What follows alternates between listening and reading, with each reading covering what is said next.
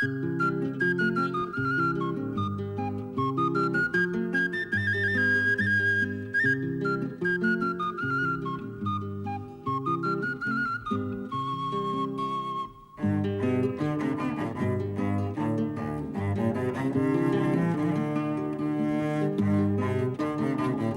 法锁。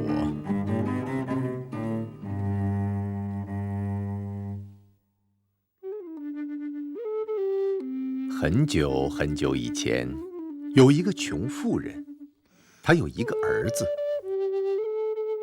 一天，她出门帮人洗衣服，回到家时，她发现孩子不见了踪影。我的孩子呢？孩子去哪儿了？谁都没法回答他。他们怎么能知道呢？因为是魔鬼把他的孩子偷走了。魔鬼把他的孩子带去了地狱，服侍他们。孩子干了7年之后，他们让他管7个房间，他要负责打扫、清洁，其他需要干的他都要干。第7个房间有一把锁，一把有魔法的锁，里边住着12个魔鬼。他捣鼓来捣鼓去，把锁打开，偷走了。他从魔鬼的手里逃出来，立刻回家找他的母亲。您知道吗，母亲？您去国王那儿替我提亲，我要娶公主为妻。他的母亲到了国王那里提亲，但是国王只是捧腹大笑。这么一个风吹雨打的孩子，想娶他的宝贝女儿。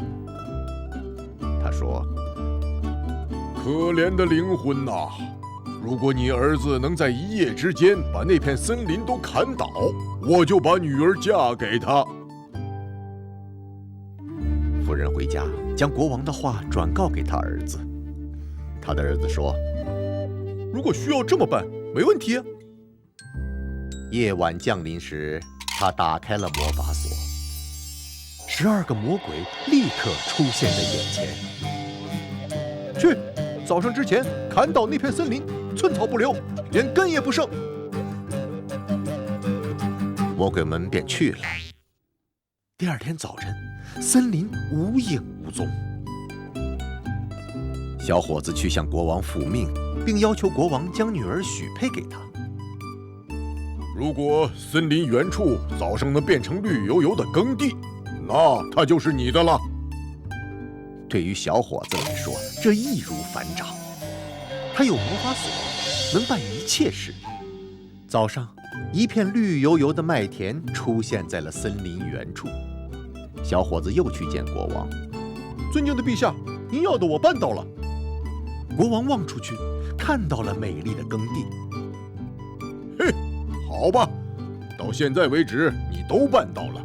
再办一件事，早上之前，在宫殿前给我挖出一口钻石的井，在路旁种上一排落满鸟儿的树。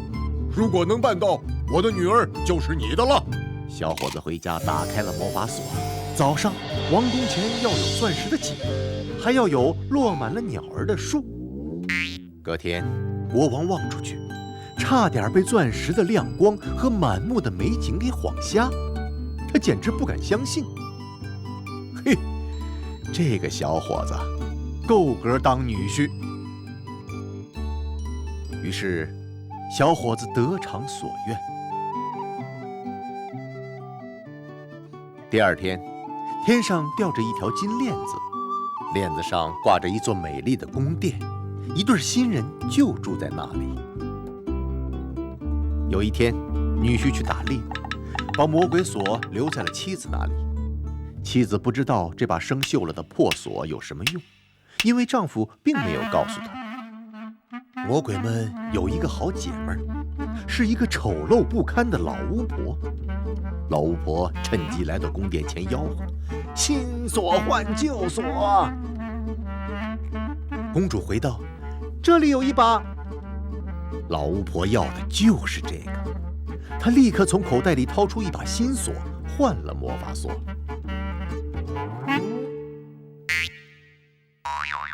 挂在金链子上的宫殿立刻变成了一个破棚屋，公主哭红了眼。丈夫回来时，看到美丽的宫殿变成了破旧的棚屋，差点摔了个四脚朝天。妻子哭着告诉他，用魔法锁换了一把新锁。可怜的小伙子愁得郁郁不乐，只好去找国王诉苦。去找我100岁的月亮妈妈，她可以给你指条明路。女婿找到了100岁的月亮妈妈，但是月亮妈妈也束手无策，只给了他一条狗，让他去找200岁的太阳妈妈。小伙子找到了太阳妈妈，但她也只给了他一只老鼠，让他去找300岁的风婆婆。风婆婆听了来龙去脉，给了他一只猫，告诉他海里的某一处孤岛上，老巫婆就住在那里。猫和老鼠费尽了千辛万苦到了岛上，动物们3下5除2就把魔法锁给抢了回来。当他回到家里时，女婿再次打开魔法锁，金链子上的宫殿又在原处出现了。从此，一对新人幸福地生活了下去。如果他们还没死，或许直到今天还幸福地生活着。